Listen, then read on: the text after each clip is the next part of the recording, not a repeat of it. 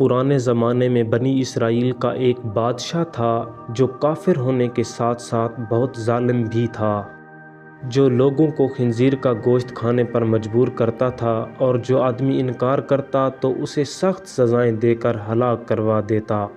پھر اس زمانے کے سب سے بڑے عابد کو بادشاہ کے پاس لایا گیا۔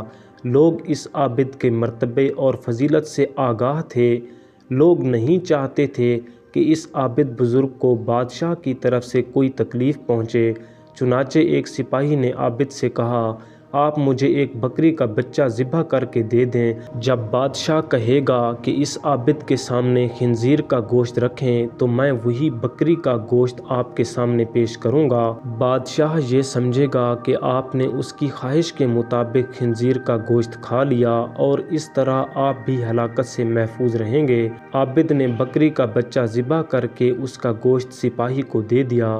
جب عابد کو بادشاہ کے سامنے لایا گیا تو بادشاہ نے حکم دیا کہ خنزیر کا گوشت لایا جائے۔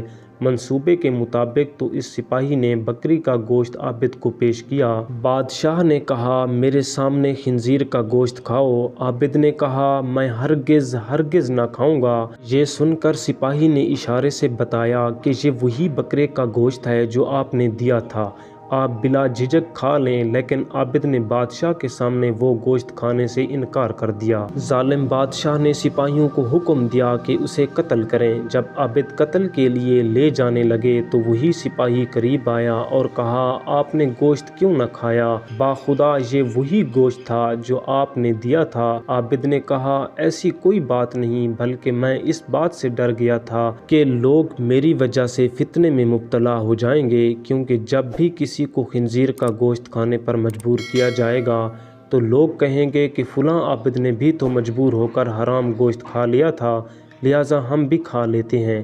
اس طرح لوگ میری وجہ سے بہت بڑے فتنے میں مبتلا ہو جائیں گے اور میں لوگوں کے لیے فتنہ ہرگز بنانا نہیں چاہتا ہوں۔ یہ کہہ کر وہ عابد خاموش ہو گیا اور جلاد نے اس کا سر تن سے جدا کر دیا۔